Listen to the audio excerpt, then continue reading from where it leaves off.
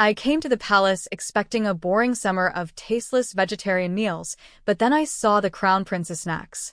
One bite, and well, let's just say I may have eaten more than my fair share, and he didn't seem to mind. Crown Prince, the Lotus pastries are too sweet. Should I eat them for you? The Crown Prince gave a cold, clipped Crown Prince, I see you don't like these 5 treasure vegetables. Should I finish them for you? He impatiently pushed the plate entirely toward me. That summer, I spent the whole season following the Crown Prince at Qian Temple, eating the vegetarian meals there. I didn't lose any weight. In fact, I gained 3 pounds. At the moment of parting, I looked at him reluctantly. Once I left, I'd be starving again. Suddenly, I heard him shout at me, clearly annoyed. What are you standing there for? There's more in the palace that I won't eat. Hurry up and follow me. I am the illegitimate daughter of the Duke of Angua. Every summer, when the Empress Dowager went to Qian Temple to offer prayers, she would select 1 or 2 young girls from the families of imperial relatives to accompany her. At first, everyone was eager to go, but of course, a lowly illegitimate daughter like me had no chance. After 2 or 3 years, though, those noble girls no longer wanted to go. The reason? The vegetarian meals at Qian Temple were simply unbearable. Every girl who spent a summer there came back skinny from hunger. The pampered daughters of noble families naturally couldn't stand it, and their doting parents wouldn't allow it either. Besides, those who had gone said that life in the temple was incredibly boring. Other than listening to Zen teachings, there was nothing to do. The Empress Dowager chanted scriptures all day and didn't need constant company. She only saw the girls occasionally, so by the end of the summer, they weren't even familiar with her. Even those hoping to curry favor with her eventually gave up.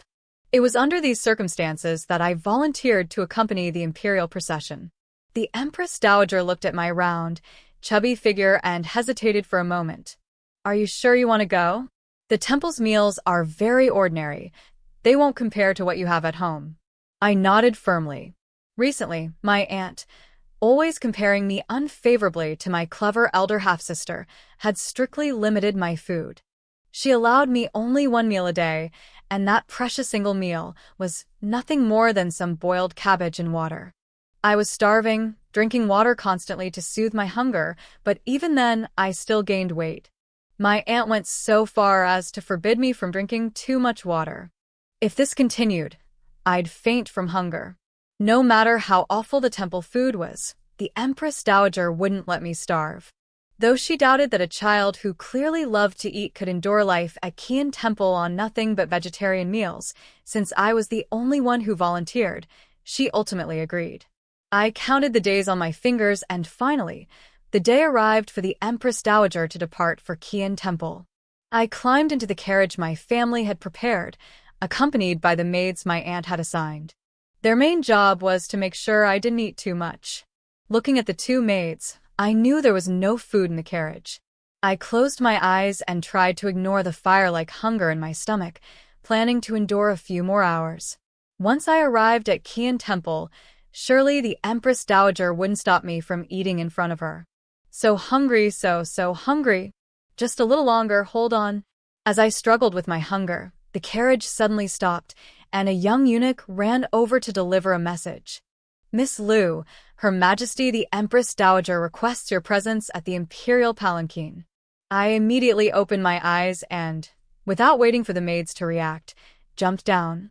Sir, please take me there at once. Her Majesty's palanquin. No doubt, there would be delicious food inside. I turned to the 2 maids and instructed. You don't need to come along. Stay here and sit. I suppose there aren't enough spaces at the front anyway, so it's better if you don't follow beside the palanquin. The young eunuch smiled and said, Miss Liu, you're so thoughtful for your age. Her Majesty the Empress Dowager mentioned it too. Don't worry, ladies, there are plenty of attendants at the front. Since even the Empress Dowager said so, the 2 maids who were supervising me had no choice but to stay silent. I followed the young eunuch onto the Empress Dowager's palanquin. The moment I saw her, I was even more excited than if I had seen my own grandmother, and my eyes lit up as I shouted, Your Majesty, Empress Dowager. She was momentarily taken aback by my enthusiasm, then smiled.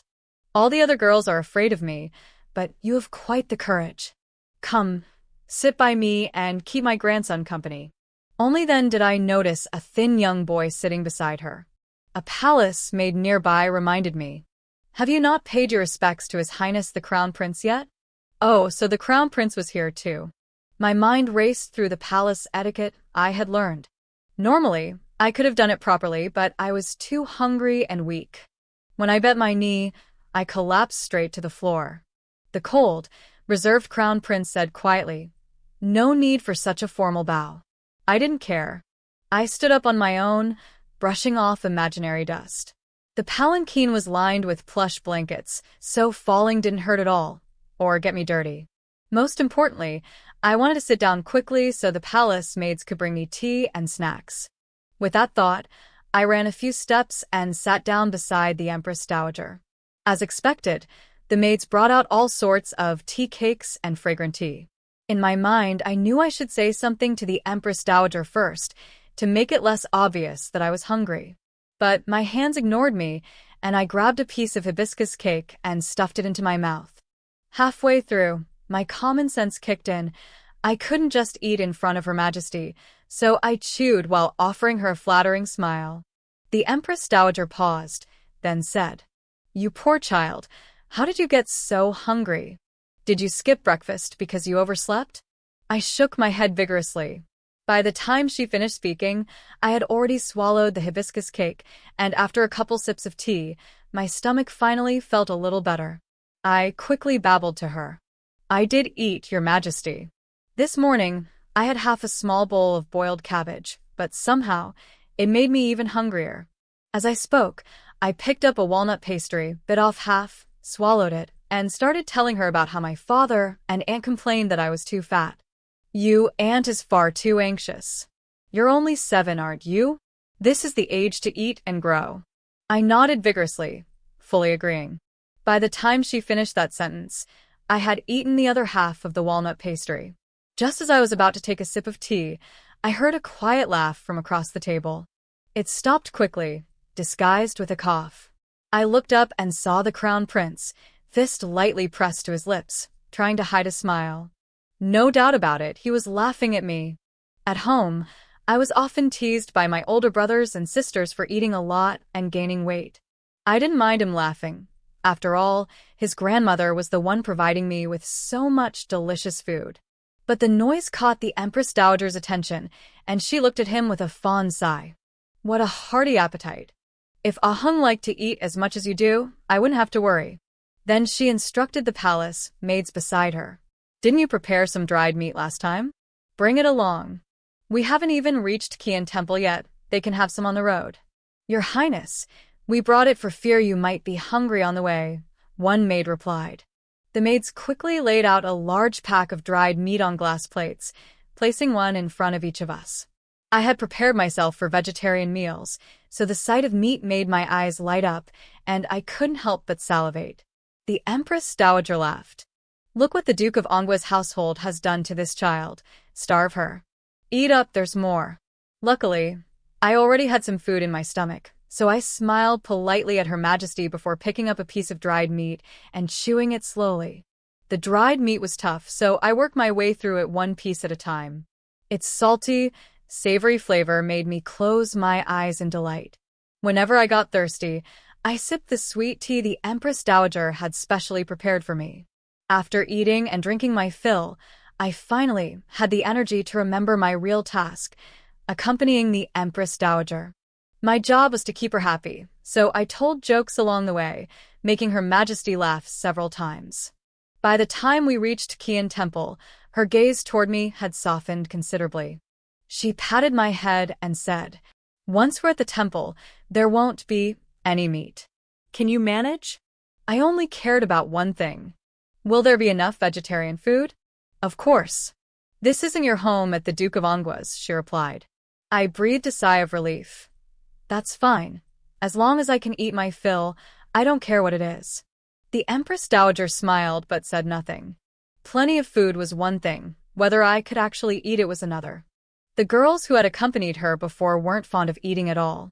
By the time we arrived at Qian Temple, it was already past noon. But because of the Empress Dowager's visit, the temple had prepared a special meal. The first vegetarian meal was abundant: vegetarian dumplings, vegetarian wontons, vegetarian noodles, 7 or 8 kinds of vegetable dishes, and sweet white fungus with red dates. Although I had eaten along the way, seeing all this made me hungry again instantly. Seeing the maids who had run to my side after getting off the carriage, I tried not to look at the dishes and said seriously, "You must be tired. Go eat by yourselves. I'll stay here and dine with Her Majesty, right, Your Majesty?" The Empress Dowager nodded with a smile. Naturally, the two maids dared not disobey and respectfully stepped back. In truth, there was nothing to eat in their carriage, and after a long, exhausting, hungry journey, they simply didn't have the energy to monitor how much their young mistress ate. Without their supervision, I happily dug in. Crown Prince Zhao Heng glanced at the little chubby girl across from him, focused on eating, and instinctively picked up a dumpling. The next second, he grimaced and spat it out. It was carrot filling.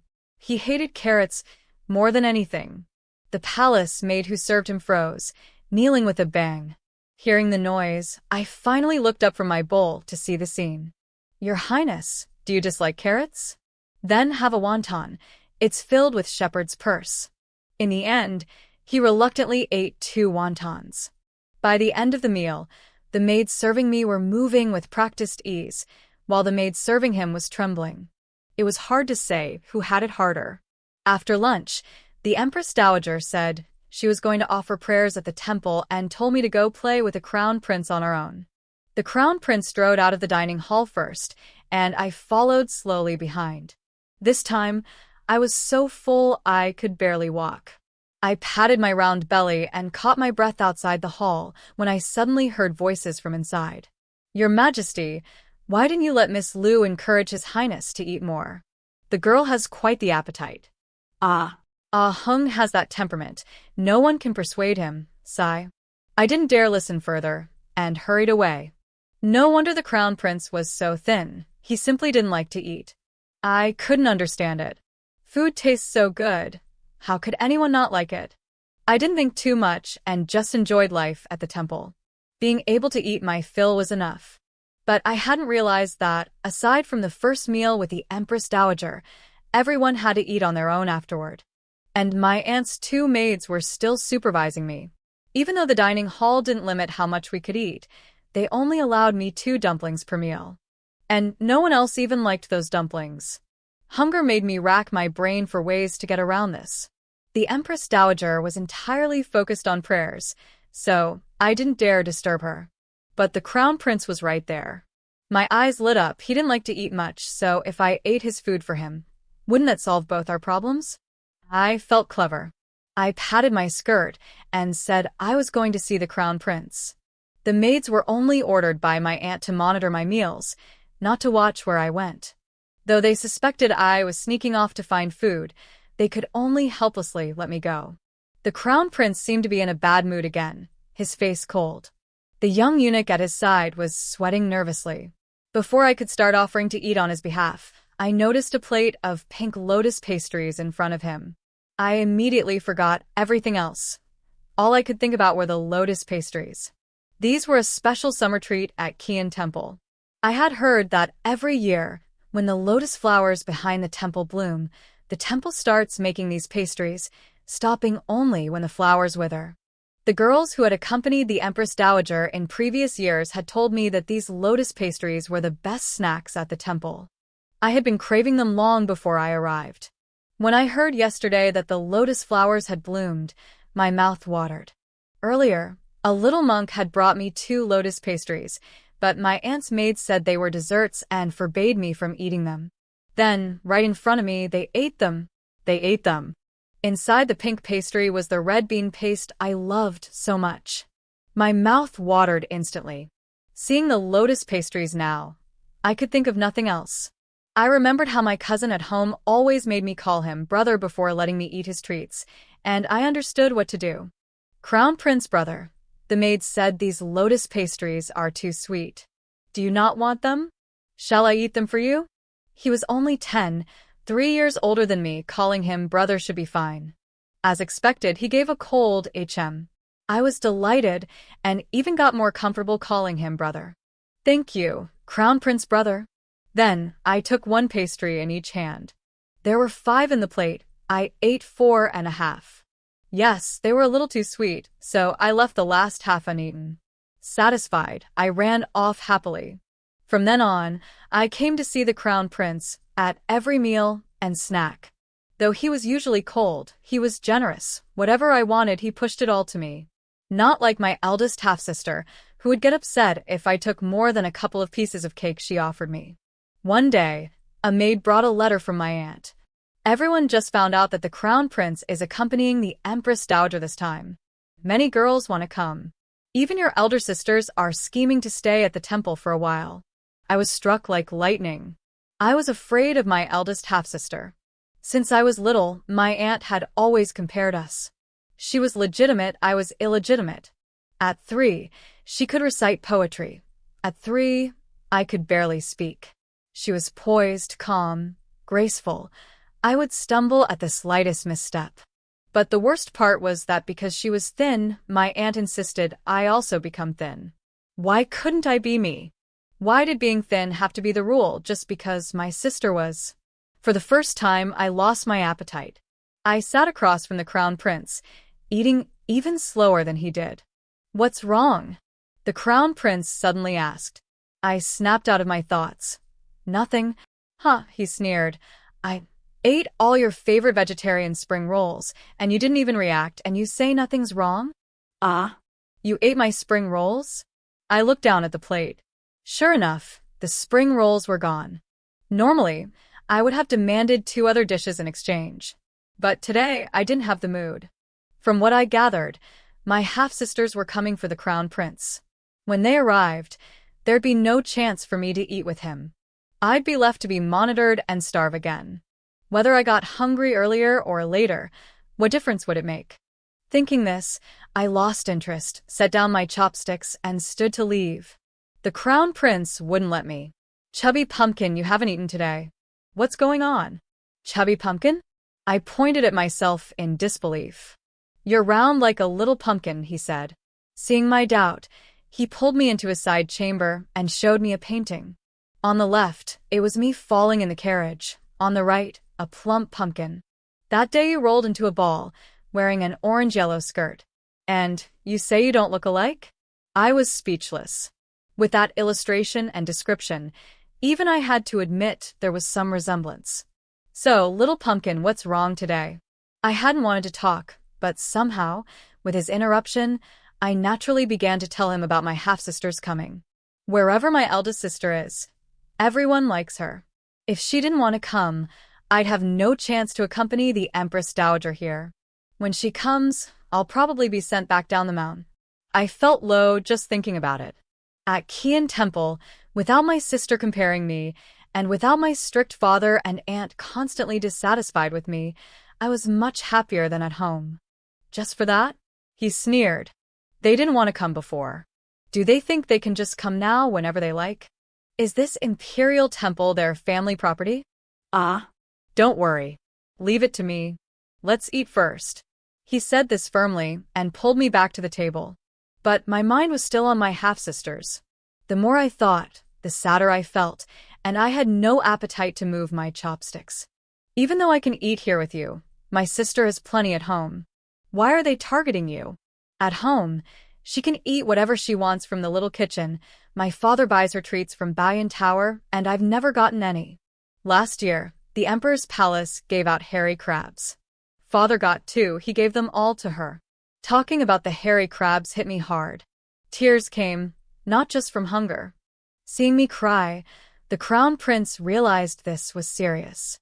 You didn't get any of the hairy crabs? I did. My sister gave me half. But it would have been better if she hadn't. Everyone spent the whole evening praising her. When we got home, my aunt cried, scolding me, saying I only know how to eat. I wiped my tears, sobbing. But I've never gotten treats from father or the palace hairy crabs. How would they know? If I had them, I wouldn't have to share with anyone else. Things I had never received. How could I share? Clearly, I was the one wronged. Yet the Crown Prince's eyes were red too.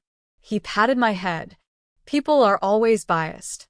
Your father just doesn't give you treats or crabs. My father even wants to give the throne to my second brother. I stared at him in shock. But you're the Crown Prince? Yes, I was born the Crown Prince. But the ministers have been reporting lately that I am too weak to handle the responsibilities. They want father to replace me. No sooner had he spoken than we heard the thuds of eunuchs and maids kneeling nearby. His chief eunuch trembled.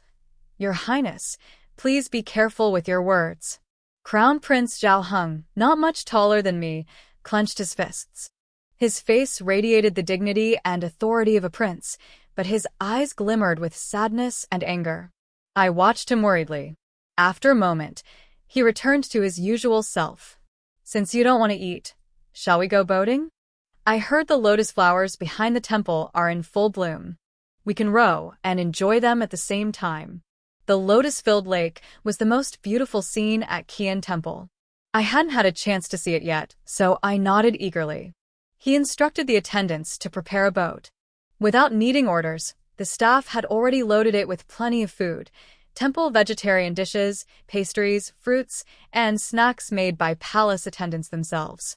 Zhao Heng didn't allow the eunuchs or maids to come on board. He even rowed the boat himself, paddling deep into the Lotus Lake until the shore was completely out of sight. We sat in the small wooden boat. The lotus leaves towered over us, shading us with dappled light. The scent of the flowers filled the air. He was silent for a while before continuing the story that had made the palace staff kneel earlier.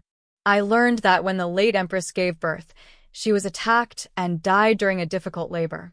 He was born motherless and weak, far more fragile than other children. Only the Empress Dowager insisted on naming him Crown Prince. Even then, supporters of the second prince were constantly scheming, never abandoning their ambitions. He was here at Qian Temple with the Empress Dowager to buy time, as the ministers pushing for the second prince were numerous. I finally understood why he was always cold and moody. He had such a pitiful life. Yet I couldn't help but ask. But if the food here is so bad, won't you have even less appetite and get weaker? I could even think about eating now because my aunt had allowed me to come, thinking that the temple's bad food and previous experience would help me lose weight over a few months. The Crown Prince was silent for a moment, then slowly said, "Seeing how eagerly you eat, I thought you must like it." Watching me eat, he almost doubted his own taste buds. I said, "I'm not picky, but that doesn't mean I can't tell good from bad." Then he told me that the Empress Dowager had no other choice and decided on a poison to cure poison approach. I heard that the noble girls who came with her before developed hearty appetites after returning home. That actually made sense. We talked for a while, and I finally forgot about my eldest sister until I got hungry again. I first ate 2 pastries, then looked at the Crown Prince. He still seemed in a bad mood, uninterested in food. I glanced at his dishes. "Crown Prince brother, I see you don't like this bowl of 5 treasure vegetables. Shall I eat it for you? HM. And this bowl of lotus seed soup." He impatiently pushed it all to me. I buried my head and ate heartily. Suddenly, he sighed softly. "Lu Yi." I looked up. "You really can eat," he said, stretching his arm to snatch the remaining half bowl of lotus seed soup from my hand. "Your aunt wants you thin, harder than the noble consort wanting my second brother to be crown prince." I stared at him dumbfounded, barely understanding his last sentence. I only caught that he said I could eat, and that he'd just taken my food. After all those days of laughter, snacks, and mischief with the Crown Prince, things started to change as we moved from the peaceful temple to the palace. But sometimes, even small surprises can stir big emotions. Let's see what happens next in her story. 8. After returning from the lake, the Crown Prince said he wanted to go see the Empress Dowager and tell her not to allow anyone else to stay at the temple. As we approached her chamber, voices floated from inside. "You tell them back. Lu Yi is enough to accompany me. No need for so many others. Don't disturb my peace." "Your Majesty, that's true." They say being able to eat is a blessing. I see that Miss Liu is truly blessed. Since being with His Highness, he's been eating more than usual and hasn't fallen ill these past days. I think there's no need to wait until returning to the palace. He's already getting much healthier. The Empress Dowager chuckled. Yes, in the palace he refuses all the delicacies, yet here he even picks up half a lotus pastry left by someone else. Hearing that, I wanted to turn and ask Zhao Heng if this meant we didn't need to worry about anyone else coming. Before I could speak, I noticed his ears flushing all the way from the base to the tips. I didn't understand what was happening, and before I could, he dashed off. That agility, he really didn't seem as weak as people thought. I scratched my head, bewildered, and headed back to my room. Halfway there, I remembered the Empress Dowager's last sentence. Zhao Heng had eaten the half-lotus pastry I had left? So that's what he liked. At the time, seeing him not touch the plate at all, I really thought he didn't want it. If I had known, I would have saved a whole one for him. After eating 4.5 myself, I had indeed been quite full. 9. In the end, my eldest sisters couldn't make it to Qian Temple at all. I spent my days at the temple following the Crown Prince, sneaking snacks and meals, for more than 2 months. His health actually improved considerably, just as the Empress Dowager had hoped. But my aunt must have been disappointed, because instead of losing weight, I had gained 3 pounds. Days of full bellies and indulgence were too happy, too fleeting. Soon, he and the Empress Dowager would return to the palace, and I would go back to the manor. I really didn't want to leave him, mostly because I couldn't bear to be away from the endless pastries and treats around him. Thinking of the plain cabbage at home, I felt so reluctant I almost cried. Zhao Heng was about to step onto the Empress Dowager's carriage when he saw the chubby girl standing there, on the verge of tears, staring at him. He paused mid-step and, for some reason, blurted out, "What are you standing there for? There's more food at the palace I don't like. Hurry up and follow." Bringing a commoner girl into the palace wasn't very proper, so he added a plea to his grandmother. "This is just in time for hairy crab season. My body is weak, I can't eat it. Let her go into the palace and eat it for me instead." Hairy crab. I had just reached his side when I heard this. My eyes lit up again, and I couldn't help looking longingly at the Empress Dowager, while swallowing hard. With a loving gaze, the Empress Dowager said, "Very well. Ear always eats the things you don't like, so she shouldn't eat in vain. I hereby grant her the title of County Princess, and let her stay in the palace with me." How about that? Before I could even thank her for the favor, Zhao Heng looked happier than I did and called out clearly, "Thank you, grandmother." I figured that in the palace there must be so many foods he didn't like, things he really needed my help with. 10. Seasons passed, and I lived in the palace for 8 years. During those years, living in luxury and comfort, I had gradually slimmed down. Even wearing orange-yellow clothes, I no longer looked like Little Pumpkin. Yet the Crown Prince still called me Little Pumpkin, especially when we competed over food. Every time he won, he would grin triumphantly. "Little Pumpkin, I won again." I think I lost weight because his appetite grew bigger over time, and we kept fighting over dishes. The Crown Prince was no longer the one from childhood who always pushed food to me. Back then, he was only slightly taller. Now he had grown nearly a head taller than me.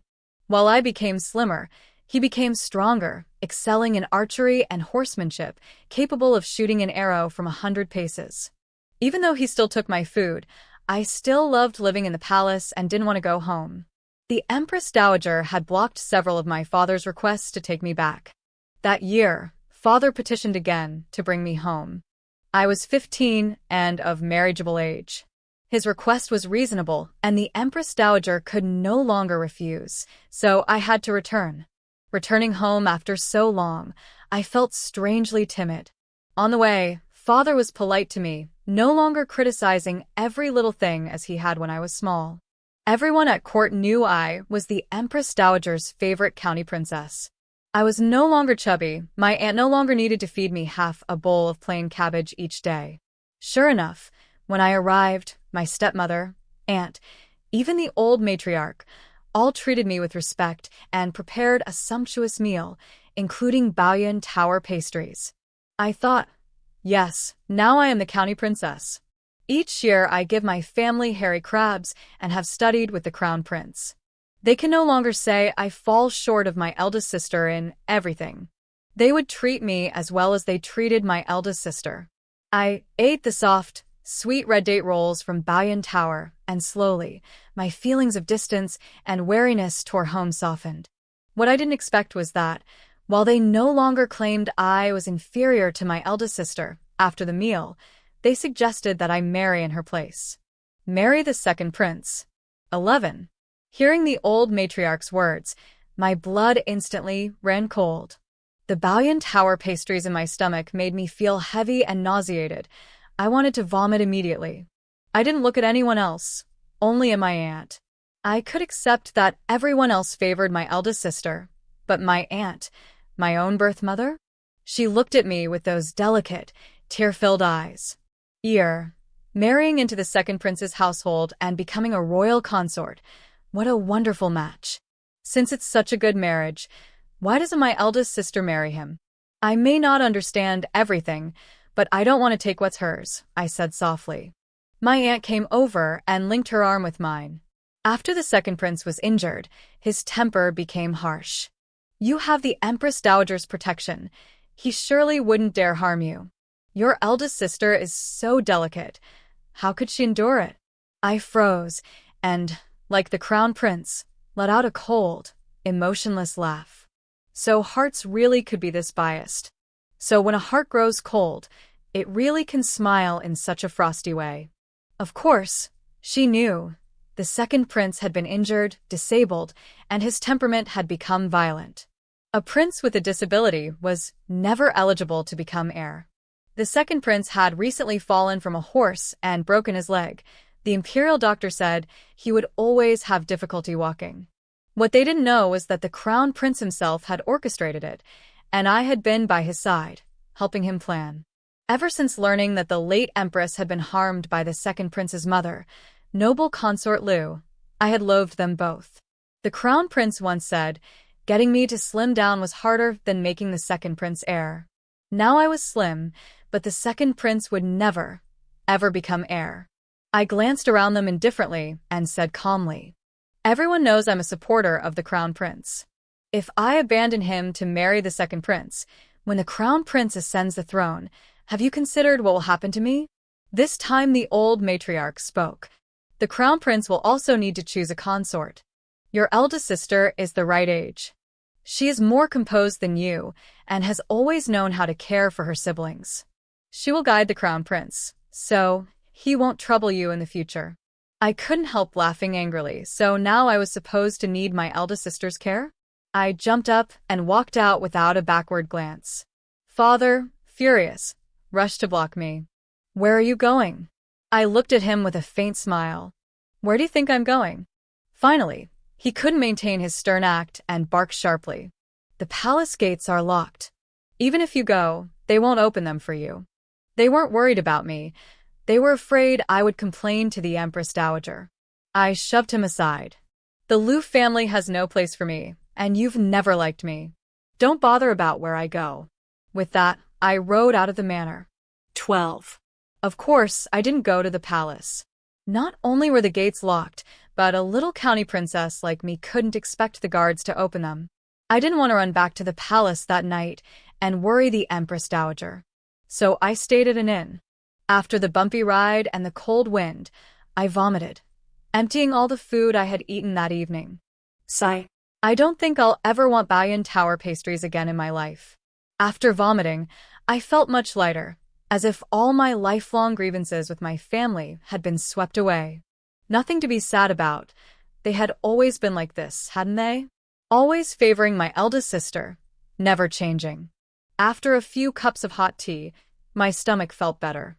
I thought I shouldn't let myself go hungry, so I checked my pouch for gold melon seeds and called the waiter to serve food. These gold melon seeds had been given to me hurriedly by Zhao Heng before I left the palace. The Empress Dowager had scolded him. Returning to the Duke of An's manor, how could she possibly lack money? He had said. Well, who knows? At 7, her family only gave her half a bowl of cabbage daily. What if she returns and they don't feed her? Little pumpkin, if they starve you, buy your own treats. I thought it was just a joke, but now it actually came in handy. 13. The inn I chose randomly turned out to have surprisingly good food. I pushed aside the sorrow from home and ate seriously. Just as I was getting absorbed, the door suddenly knocked. I jumped, then heard the Crown Prince's voice. "Your Highness, what are you doing here?" He didn't answer. Instead, he slammed the door, gripped my shoulders, and scanned me from head to toe with a tense expression. Seeing I was unharmed, he let out a relieved sigh, but the next instant, he exploded in anger. "Do you know how dangerous it is to sneak out at night? What if you meet a villain?" Strangely, no matter how wronged I felt at home, I hadn't thought of crying, but hearing him scold me with such fierce concern made my eyes water uncontrollably. Seeing this, Zhao Heng immediately softened his tone, apologizing flusteredly. "Don't cry, I'm not scolding you. I'm sorry, I was just so worried." I shook my head, wiping my tears with the back of my hand. "The palace gates are locked. You coming out like this, the censorate will reprimand you." "What else? Leave you alone outside?" he said. "Do you know how anxious the secret guards were when you left the manor by yourself?" I said. "Didn't you think the secret guards could both report and protect me?" He was momentarily speechless. I guessed that the usually clever crown prince had somehow gotten flustered tonight. He truly hadn't expected it, which was why he couldn't answer. Zhao Heng silently took my hand and led me downstairs, intending to take me back to the palace. When it came time to pay, I was about to pull out the gold melon seeds, but he pressed my hand down, tossed out a silver note, and smirked coldly. "You didn't treasure the gold melon seeds I gave you?" His chest heaved as we walked. After a bit, he couldn't help muttering angrily. "So the Duke of N's manor really gave you the chance to use those seeds? I see no need for you to ever return there again." Seeing how furious he was, I obediently answered, "Yes, I won't go back." Then he finally remembered to ask, "What happened that made you sneak out at night right after returning?" I told him about the second prince's interest in my eldest sister and that my family wanted me to marry in her place. "Crown Prince, I don't want to marry the second prince. Like my cousin, every time I called him brother, he would grant any request. This time was no exception, though he looked even angrier, his tone cold. Dead men can't marry." I worried my family wouldn't give up and would suggest even more absurd matches, so I shook his arm, trying to please him. "Then, could you pick a proper match for me?" He stopped abruptly, turned to face me, and his expression darkened as if he'd swallowed a carrot. "Lu Yi, what am I to you?" "Ah." I blinked. "A glutton?" His face turned as dark as if he had swallowed 10 carrot dumplings. "You're the glutton. Your whole family is the glutton." No, I misspoke. "I meant following you, I can eat my fill, not just one bowl. So many bowls, at least enough for a glutton." He took 2 deep breaths, then paced back and forth, restless. Just as I wanted to ask if we were returning to the palace, he suddenly gripped my shoulder. "I'm not talking about food now. I mean, if you became crown princess, would you be willing?" I froze for a long moment, long enough for his gaze to gradually dim, and finally he released me and turned away. I couldn't bear to see him upset, so I hurried to him and spoke honestly. "You'll be emperor one day. Every emperor grows old and takes elixirs, but I don't like taking them." His father was already obsessed with elixirs and had even given me 2. Bright red, I really didn't want to eat them. They were buried at the bottom of my chest. This was probably the only thing in the world I didn't want to eat. The crown prince held his forehead. "I'm pickier than you, all right? If you don't like elixirs, I like them even less." "True."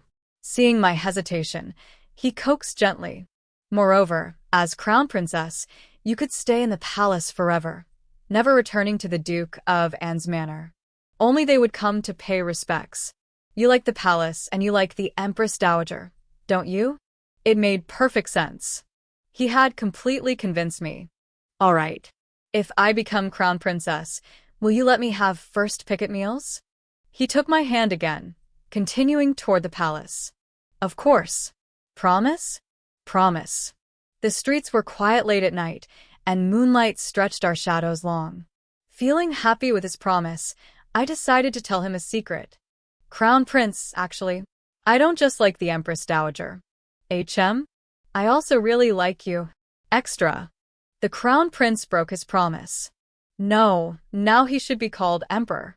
He had clearly promised to let me have first pick at meals, but he didn't. Apparently, as long as I focused on defending my share, his son had also learned from him. He even said that stealing food was more enjoyable than palace meals. That day, only 2 fish balls remained on the plate. The 3 of us scrambled for them, but his father and he each grabbed one. I watched my beloved fish balls fly away, glancing between them longingly. Suddenly, a fish ball fell into my bowl. I grabbed this for you, little pumpkin. Then the other fish ball fell in too. My son helped grab it for mother too. I squinted in happiness at the 2 fish balls in my bowl. If everyone in the world is destined to be biased, at least now, I had someone biased in my favor. Watching her sneak bites of the Crown Prince's snacks, charming him with every chew, I can't help but smile at how playful and chaotic palace life can be.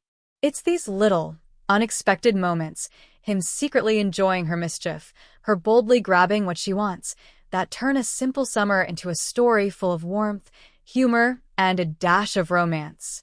Stories like this remind me why I love sharing these worlds with you. They're messy, funny, and utterly irresistible.